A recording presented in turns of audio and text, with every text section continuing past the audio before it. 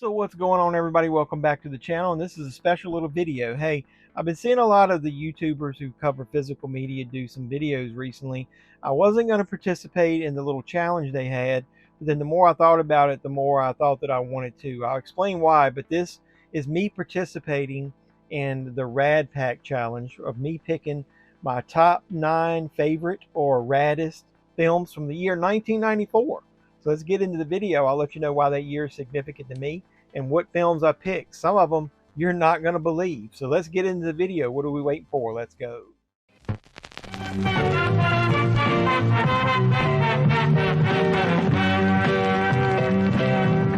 As we reveal to you and to each other our individual selections of the best films of 1994. So what's going on, everybody? Welcome back to the JEFFMAN316 Pop Culture Reporter channel. I'm your host, as always, JEFFMAN316. And as I said in the intro, this is a special video. We're calling it my entry in the Rad Pack challenge. And the challenge was to pick your top 9 favorite movies from the year 1994, or the raddest films from your collection from 1994. So I say in my collection because all these I own. 1994 was a pretty significant year for me. I can explain why. But yeah, the Rad Pack is a good YouTube channel, one that I recommend watching, especially if you like movies, talk about movies. I talk about physical media stuff. I found out about them through one of the other YouTubers. I can't remember which one, but I've heard most recently Movies and Sue. I watch her pick up videos. I watch Mid-Level Media. I've heard them talk about it. They participated in the challenge. I know some people have recorded their video. This thing's been going on for probably a month or longer. Movies and Sue posted her video this week, and it reminded me I should have done that. 1994 is really significant. Why? Well, I started dating my wife. I'm going to date myself, just speaking of dates, back in 1993. And so we got married in 95. So what is 94? Why is it significant? It's the main year that we dated, I guess, dated the most, because, you know, when 93, we had just started dating. 95, we were married. So 94, the whole year was just us dating and learning more about each other. And my wife learned that year my passion for movies and going to the theater. So the significance of these movies, that these would be movies that we enjoyed together. So some of these movies are going to be weird choices. You're probably not going to think, you know, that they would be on anybody's Rad 9 list, or, you know, the 9 raddest movies of the year. But like I said, it was movies we enjoyed together. So you're going to see some missing films on this list, some pretty significant ones like Dumb and Dumber, Ace Ventura, Pet Detective, Shawshank Redemption. But they weren't from 94. During that year, they weren't movies that we enjoyed together, my wife and I. But I did enjoy those movies probably after the fact.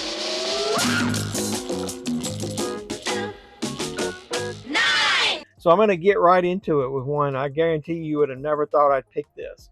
It's a John Hughes production of Baby's Day Out. So I'm dating my wife, and one of the things that, you know, we wanted to go see some lighthearted comedies. She was definitely not into a lot of the movies that I was into, as far as horror, hard action, you know, rated R comedies, rated R action movies. We had to slowly get into that. And, you know, you're trying to impress the person you're dating. You're going to let them choose. So she picked Baby's Day Out. I ended up loving the movie. It's pretty pathetic that I don't think we have a Blu-ray of this. But this has got a really great cast, not just the child in there. I love this movie. It's got Joe Mantegna, Laura Flynn Boyle. Laura Flynn Boyle, I loved her on Twin Peaks. But yeah, so Baby's Day Out, really cute movie. It's still fun to watch this now, and I would love to get a damn Blu-ray of this movie. So I don't know why, you know, Fox, now that they're owned by Disney, maybe you probably will never get one. So speaking of Fox, the next one is another comedy that we watched. I remember going to see this during the holiday season then and loving it. And I still love it today, and I've recommended it. It was in one of my holiday videos of recommended movies to watch. It is the comedy Trapped in Paradise, starring Nicolas Cage, John Lovitz, Dana Carvey. But it's more than that. I mean, this has got a great cast. That's just the top people. John Ashton, who played Taggart in Beverly Hills Cop, is in this. Madchen and Mick, another Twin Peaks. Maybe that's why I like these movies so much. I used to love Twin Peaks, and the chicks on there were hot too. A lot of good actors in this play supporting roles. Nicolas Cage is very good.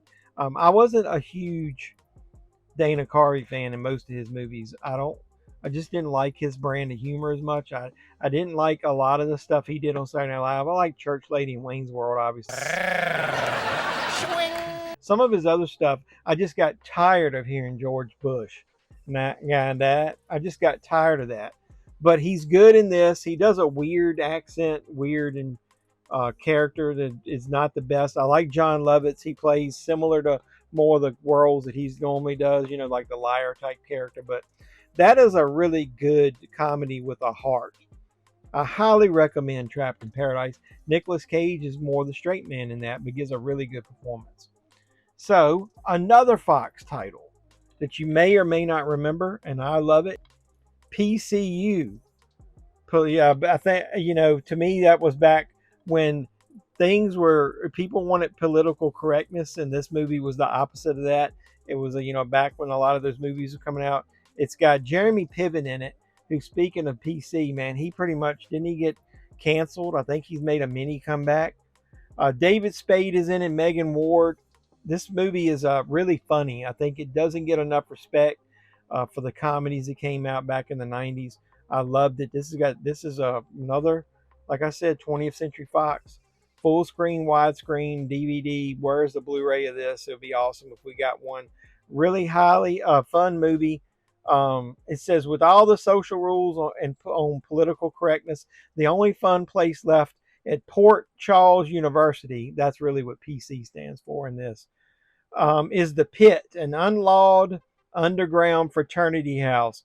Here, no behavior is too offensive and no lifestyle too bizarre. So give this comedy a chance if you can find it. I've seen it pop up in a lot of thrift stores and stuff along the way. A movie that, one of the reasons that we both wanted to see this is we like Charlie Sheen.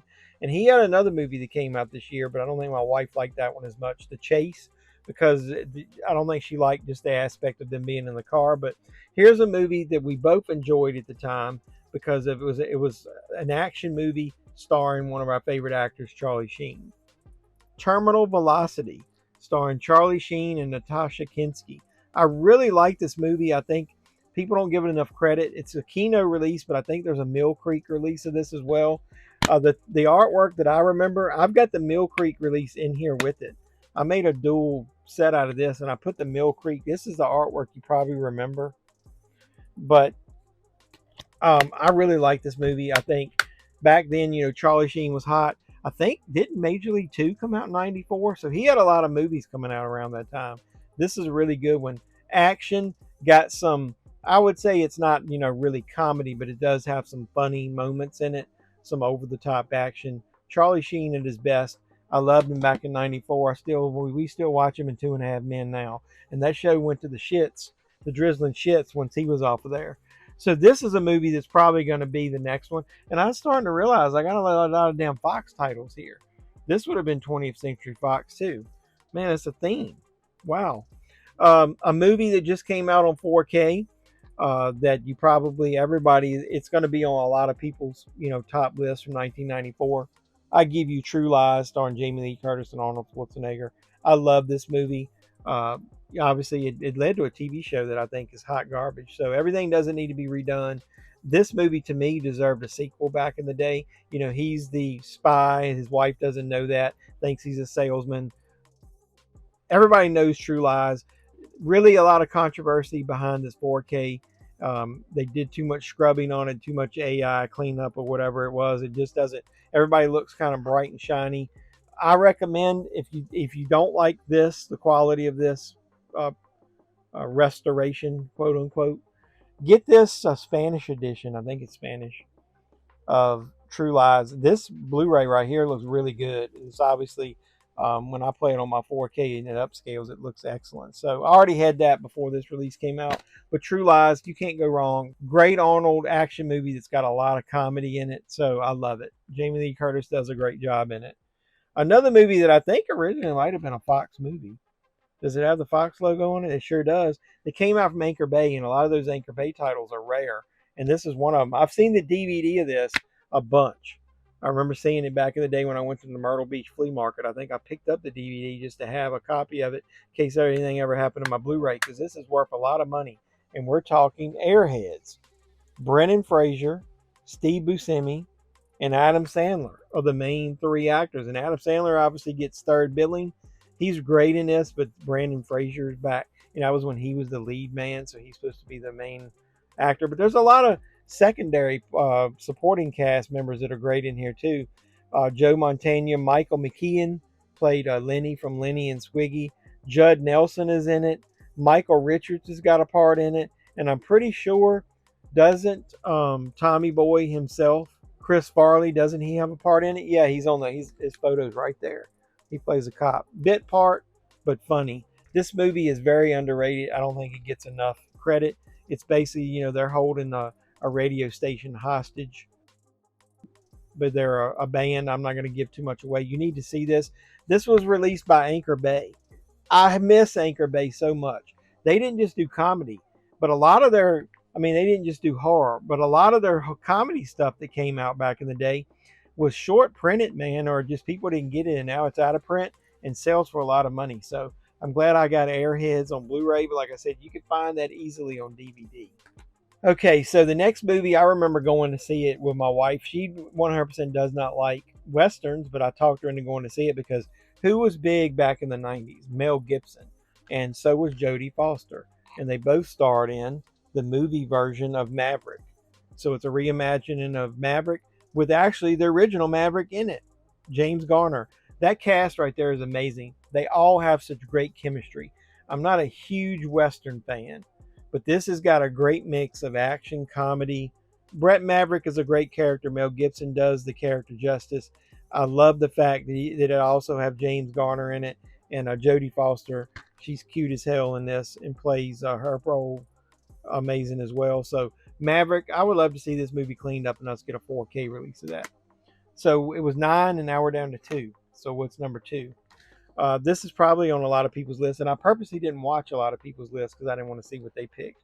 But a movie that my wife at first did not like it, but as it's gone over the years, I still don't know that she likes this first movie, but she did like the second and third one. So this one, like I said, probably a little bit of tough watch for her at the beginning, but we watched Clerks for the first time together in 1994. I don't think I saw this in theaters, but I scooped this damn thing up as soon as it hit video. This is my Miramax 15th anniversary Blu-ray. I love that cover artwork. Yeah, pretty amazing. So does the carpet match the drapes? It sure does.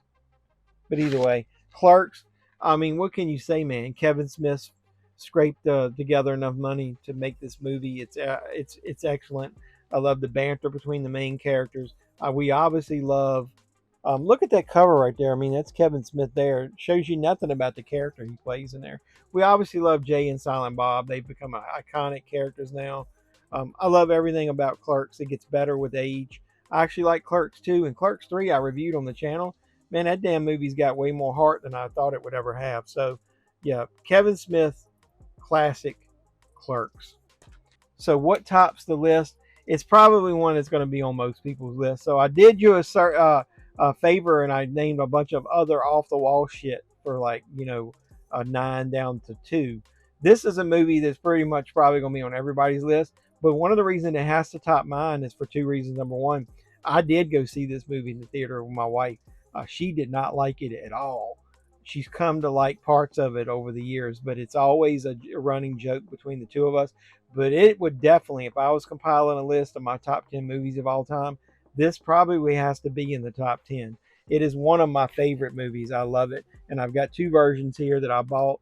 I double dipped. I got the Steelbook of Pulp Fiction, and I got the slipcover. This slipcover is so sexy, as they say.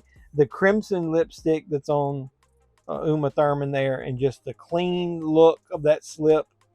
I didn't even open this version because I opened the Steelbook because I got that first.